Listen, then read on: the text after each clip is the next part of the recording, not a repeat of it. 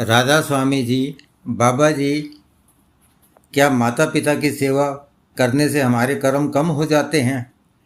बाबा जी उत्तर देते हैं, संगत जी, माता पिता की सेवा करना हमारे जीवन का बहुत सुंदर संस्कार है। उनकी ज़रूरत के समय उनके साथ खड़ा होना, उनका ध्यान रखना और बिना स्वार्थ के उनकी मदद करना हमारा कर्तव्य भी है और प्रेम भी।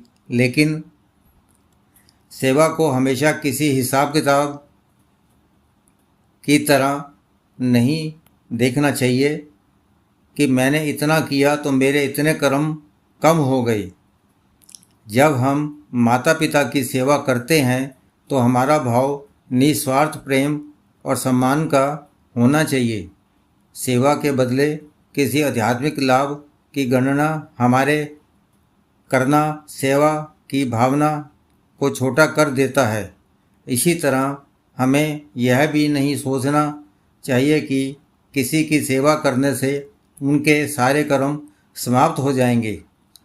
सच्ची सेवा वह है जिसमें मन में अहंकार ना हो और बदले की उम्मीद ना हो। इसीलिए माता पिता की सेवा कीजिए, उनका सम्मान कीजिए और उनके साथ प्रेम से व्यवहार कीजिए।